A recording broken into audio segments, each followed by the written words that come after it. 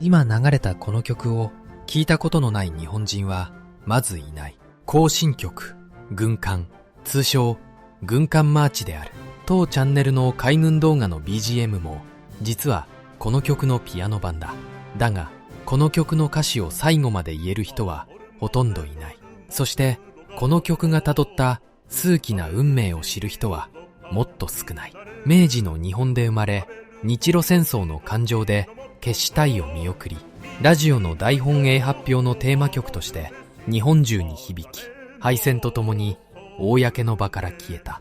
それを生かし続けたのは意外にもパチンコ屋だった。やがて海上自衛隊で復活し、1991年政府に演奏するなと言われたこの曲を救ったのは意外にもアメリカ海軍の一言だった。今日は当時の写真を AI で蘇らせながらこの一曲を丸ごと解説する。実際の音源を流しては止めて歌詞を一節ずつ訳しながらおよそ125年に及ぶ一曲の生涯をたどっていく。聞き終えた時、この聞き慣れたメロディーが全く違って聞こえるはずである。白黒写真のカラー化にあたり協力いただいた東京の画像加工業者リタッチインクさんの復元方法では、従来手法のように白黒の上に色を塗るのではなく、 AI が写真そのものを補正し、当時カラーカメラで撮ったらこう写っていたかもしれない姿に近づける。これはおそらく従来の方法よりもずっと肉眼で見た光景に近い復元方法だ。興味のある方はリタッチインクレタッチ会社と Google で検索してみてほしい。この曲は一編の詩から始まった。作者は鳥山飛楽。1837年紀州の田辺に生まれた学者である。漢学、国学、天文学、科学、博物学、そして英学、あらゆる学問を修めた博学の人で、後の大博物学者南方熊楠が唯一死と仰いだ人物だった。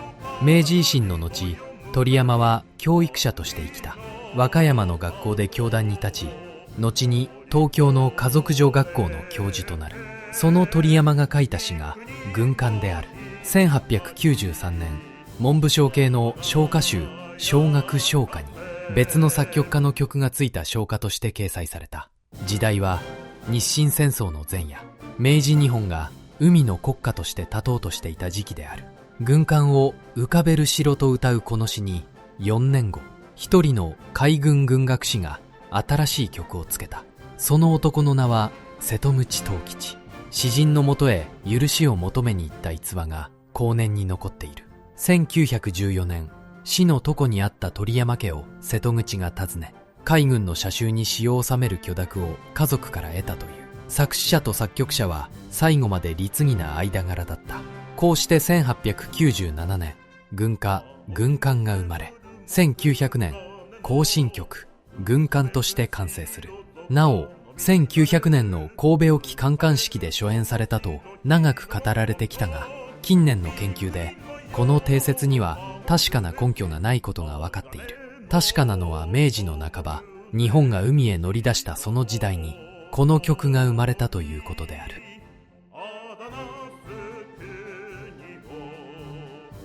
作曲者の瀬戸口藤吉は1868年薩摩に生まれた。明治維新と同い年の男である。15歳で海軍の公募、軍学生となり横須賀海兵団に入団。担当はクラリネットだった。才能は早くから際立ち、最年少記録で軍学士に昇進する。日露戦争の直後にはあの旗艦ミカサに乗り組んだ。そして1905年9月、佐世保でのミカサの爆発事故。この時瀬戸口はたまたま上陸していて難を逃れている。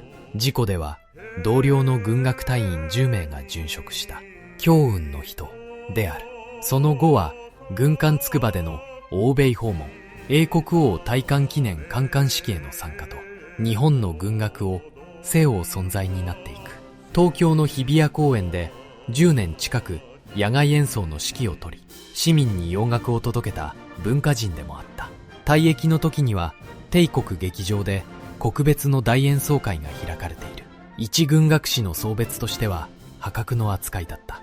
軍艦の他にも数々の行進曲を残し、昭和12年には公募の愛国行進曲に一等で入選。後に日本行進曲の父と呼ばれることになる。アメリカに行進曲王スーザがいたように、日本には瀬戸口藤吉がいたのである。では、その代表作の歌詞を海上自衛隊音楽隊の演奏で一節ずつ聴いていこう。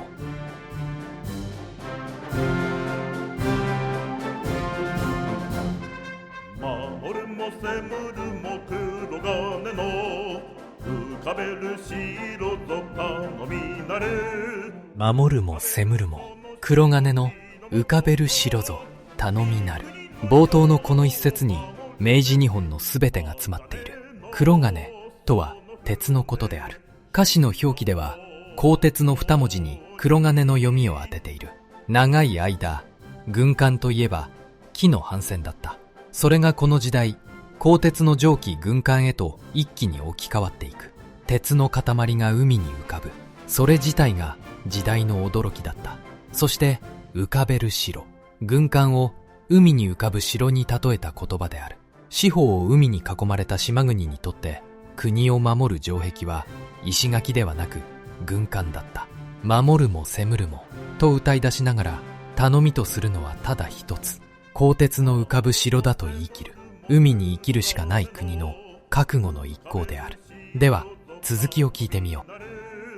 浮かべるその白日の元の三国の世を守るべし鋼のその船日の元にあだなす国を攻めよたし。浮かべるその城日の本の三国の世も守るべし鋼のその船日の本にあだなす国を攻めよかし。一番の公藩である公国と書いて二国、四方と書いて世も、鋼と書いて鋼。これも鋼鉄の意味である。注目してほしいのは言葉の順番だ。先に来るのは守る弟子。四方の海を守ることがまず船の務めとして謳われる。攻めよかしはその後に来る。しかもあだなす国を、日本に害をなす国が相手の時に限るという言い方である。明治の日本人が軍艦に託したのはまず何よりも島国の四方を守ることだった。この歌詞の順番はそのまま当時の海軍の自画像でもある。歌はこの後曲の中間部へと入っていく。ここにこの行進曲の最大の秘密が埋め込まれている。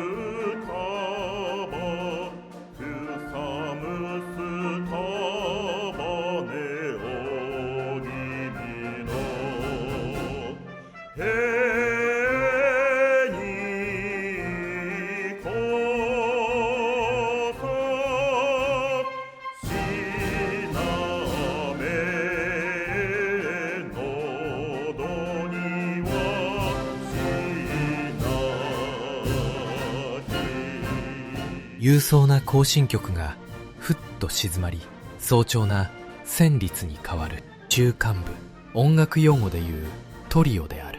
ここで歌われているのは海ゆかば。そしてこの歌詞は明治の言葉ではない。出典は万葉集、奈良時代の歌人大友のやかもちの長唄の一節である。つまりこの行進曲の真ん中には1200年前の日本人の言葉がそのまま埋め込まれている。海を行くなら水に浸かるカバネとなっても構わない。山を行くなら草のムスカバネとなっても構わない。国に身を捧げる者の覚悟を歌った古代の言葉である。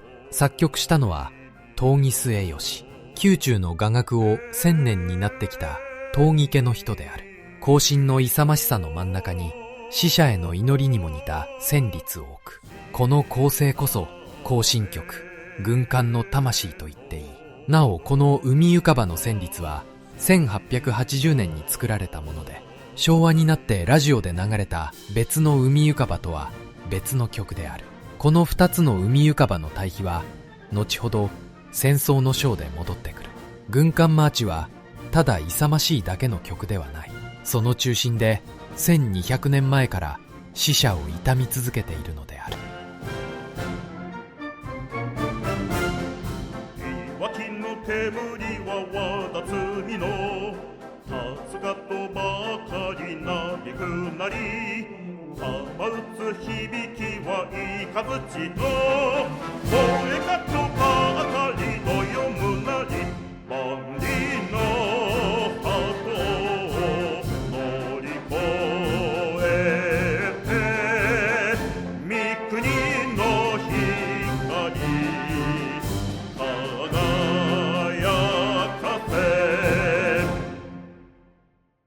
祈りの中間部が明けると、曲は再び勇壮な歌へと戻る。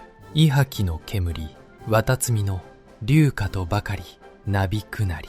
2番の歌詞には美しい言葉遊びが隠れている。伊波は漢字で書けば石炭、綿摘みは太陽、大海原のことである。石炭と書いて伊波、太陽と書いて綿摘み。明治の詩人は新しい文明の言葉に古い大和言葉の読みを重ねた。石炭の煙が海の上を竜のようにたなびいていく。今の感覚では煙はただの梅煙である。だが石炭で走る軍艦の時代、煙突の黒煙は力の象徴だった。黙々と煙を上げる艦隊こそが頼もしさそのものだった。砲声は雷に例えられ、歌はバリの波頭を乗り越えてと結ばれていく。石炭の海軍、砲声の艦隊、外洋への夢。2番は明治の海軍の情景を一枚の絵のように描いている。勇壮な歌と鎮魂の祈り、その両方を行き来しながらこの一曲は進んでいくのである。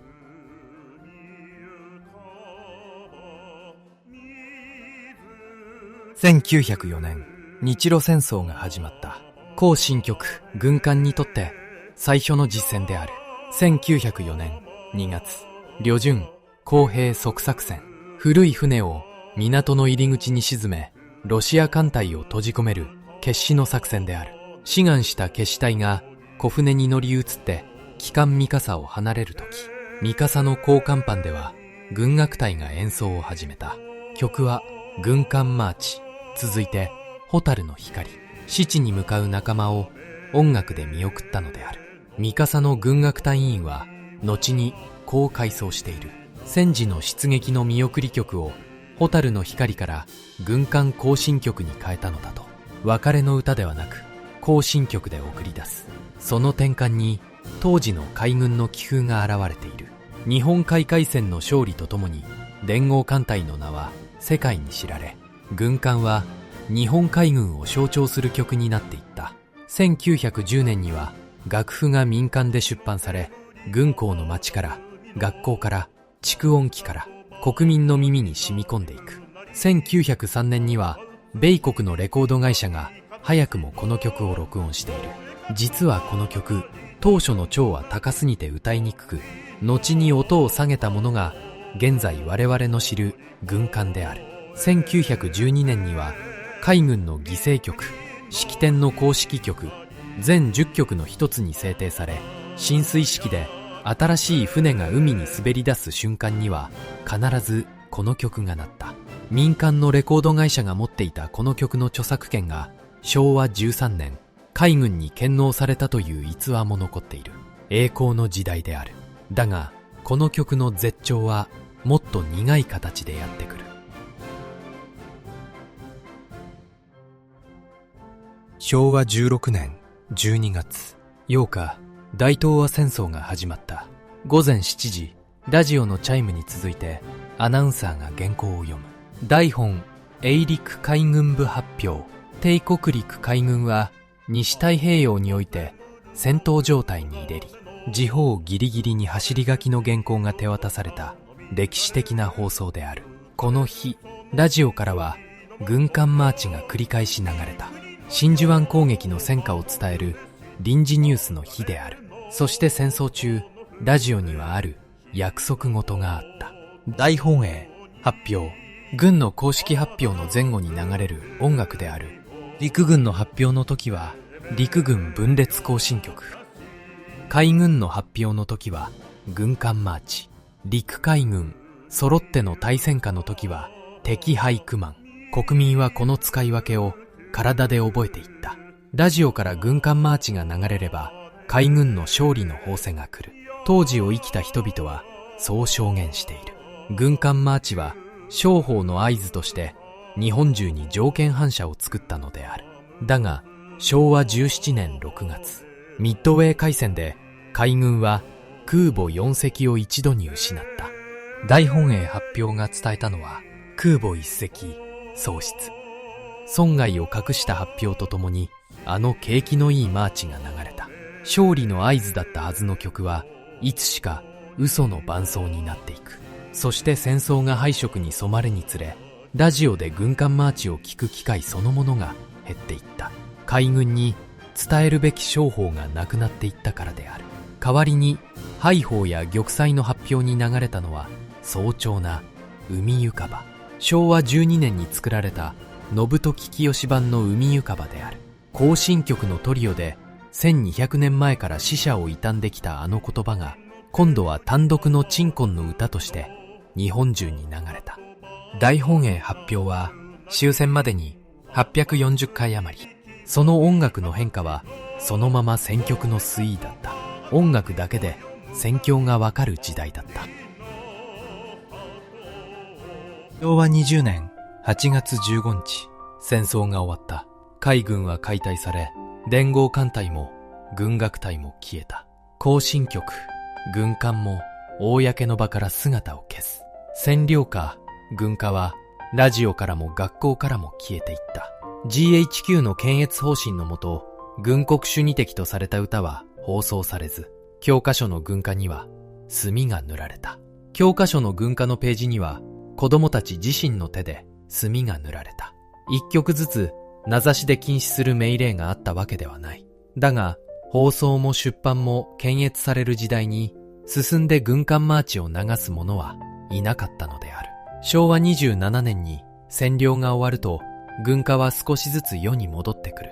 戦友会で歌われ、レコード会社は軍歌集を再び発売した。だが軍艦が公の式典に戻るにはまだ時間が必要だった。沈黙の中で一つの事実だけが静かに残る。作曲者の瀬戸口藤吉はこの光景を見ていない。真珠湾攻撃の1ヶ月前、昭和16年11月8日、日米開戦を知らないまま74年の生涯を閉じていた。日比谷公園の大音楽堂では盛大な追悼の演奏会が開かれている。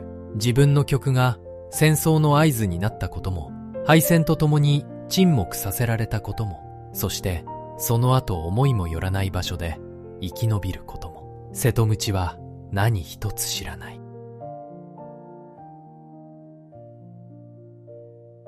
行進曲、軍艦音を沈黙から救ったのは、軍でも政府でも音楽家でもなかった。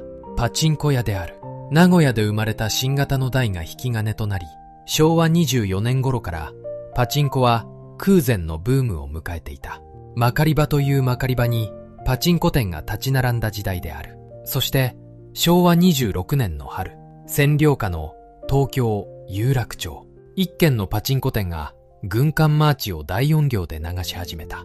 驚いたのは近くの交番の巡査である。占領下でこの曲はまずいだろうと店の経営者を連行した。連れて行かれた先は米軍の憲兵隊本部。ところがである。応対した米軍の係官はこう言って店主を返した。歌詞のない音楽なのだから問題ない。音がめなし。この一件が知れ渡ると他の店も次々とマーチを流し始めた。防音などない開け放しの店から響く軽快なマーチは店が依頼ているぞと知らせる音の看板になったのである。弾を弾く射行心をあの景気のいいリズムが煽った。こうして軍艦マーチはパチンコの曲として定着していく。昭和の終わり頃までテレビ CM でもパチンコといえばこの曲だった。国家の式典から追われた曲を庶民の娯楽が生かし続けた。少し滑稽でどこか切ない戦後日本の風景である。だが曲は生き延びた。そして曲には帰るべき場所ができつつあった。昭和27年、講和条約の発効で占領が終わった。同じ年に海上警備隊が生まれ、やがて海上自衛隊となる。旧海軍の伝統を受け継ぐ新しい海の組織である。昭和36年1月、海上自衛隊は儀礼局10局を制定した。そのうち7局は帝国海軍の犠牲局をそのまま受け継いだもの。行進局、軍艦もその中にあった。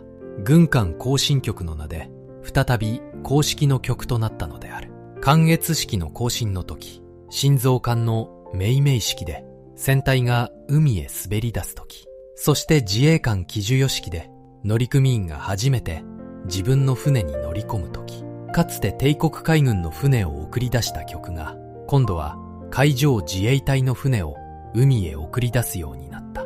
浸水式で演奏する音楽隊員にはささやかな役得があるという。監守で割れたシャンパンのほのかな香りを嗅げることである。海事の公式解説に残る微笑ましい一節だ。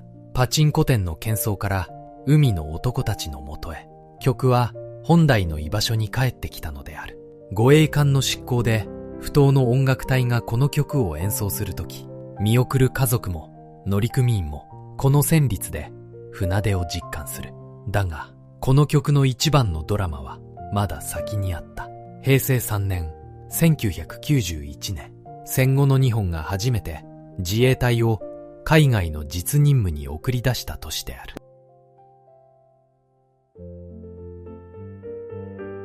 1991年、湾岸戦争が終わった。だがペルシャ湾には多数の機雷が残されたままだった。日本のタンカーも通う世界の石油の大動脈である。日本政府は海上自衛隊の掃海部隊の派遣を決断した。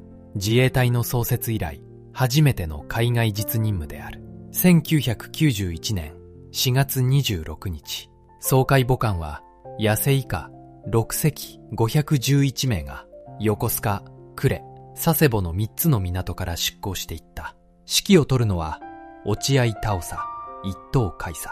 沖縄戦で県民各戦えり人伝聞を残して自決した太田実海軍中将の三男である。さて、この歴史的な出港を前に一悶着が起きていた。政府側から部隊にある自粛の要求が届いたのである。出港の時、自衛艦旗を掲げないでほしい。そして軍艦マーチを演奏しないでほしい。旧海軍を思い起こさせるという政治的な配慮だった。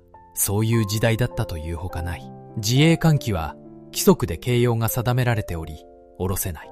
問題は軍艦マーチである。この時、思わぬところから声が上がった。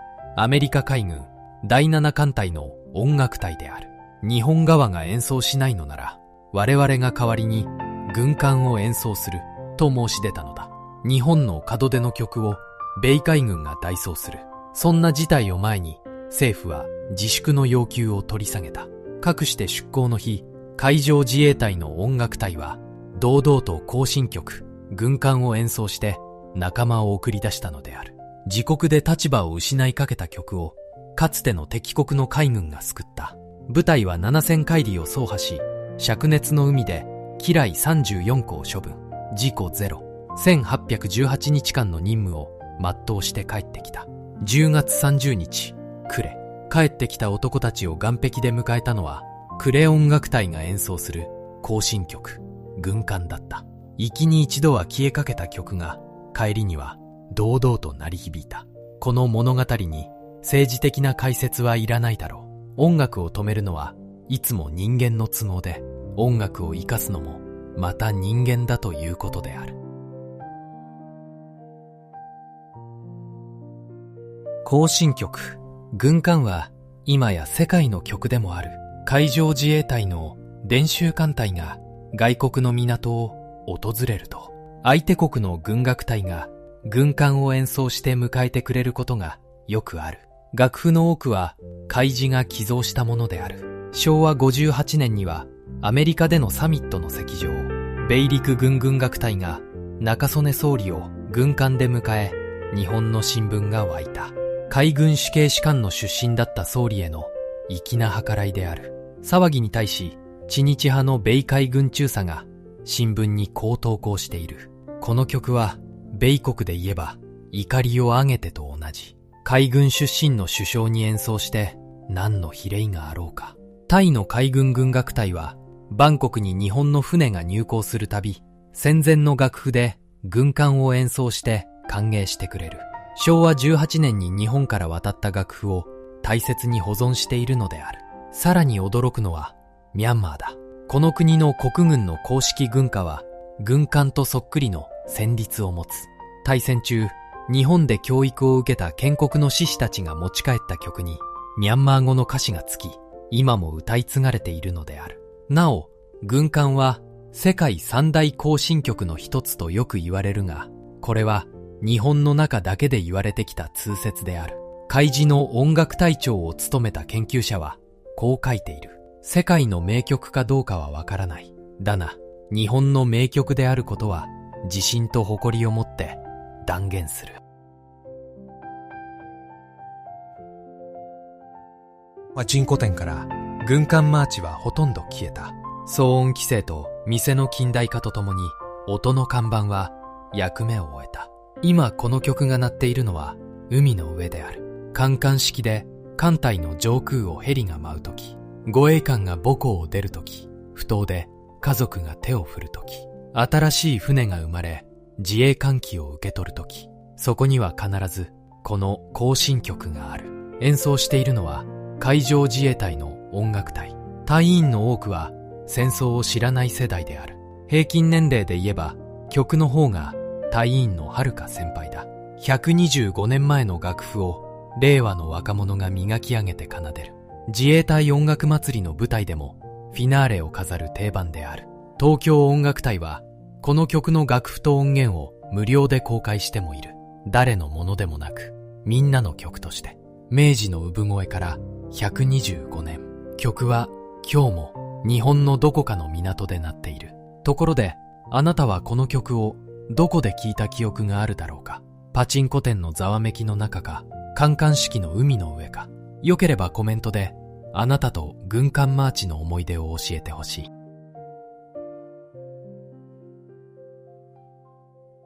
行進曲、軍艦の125年をたどってきた。紀州の学者の詩に薩摩の軍学士が曲をつけた。真ん中には1200年前の万葉集の言葉が埋め込まれた。旅順の決死隊を見送り、商法の合図になり、嘘の伴奏にもなった。敗戦で沈黙し、パチンコ屋の喧騒に生き延び、海上自衛隊で復活し、政府に止められかけた日には、同盟国の申し出がこの曲を守った。そして今も護衛艦の出港で鳴っている。歌は国家より長生きする。この一曲の生涯が教えてくれるのはその一時である。そして忘れてはいけない。この曲に送られて海へ出て帰らなかった男たちがいる。トリオの海ゆかばはその人々への1200年分の祈りである。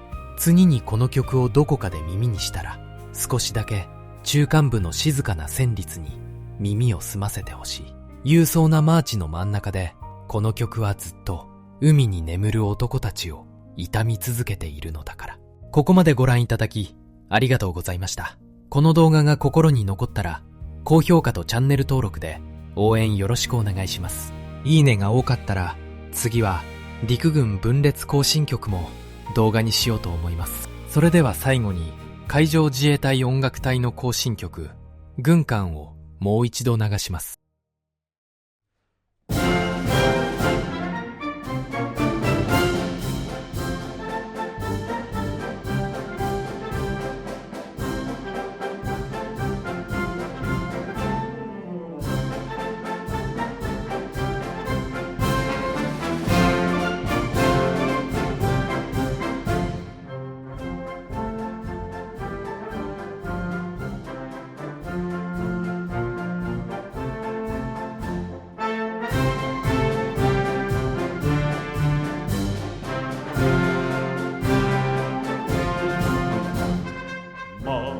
のセムルも黒金の浮かべる白と頼みなる浮かべるその白日の元の三国の世を守るべし鋼のその船日の元にあだなす国を攻めよたし海ゆかば水く川で山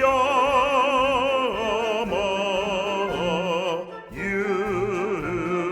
かば草むすかばねおぎみのへにこそしなめのどにはしなき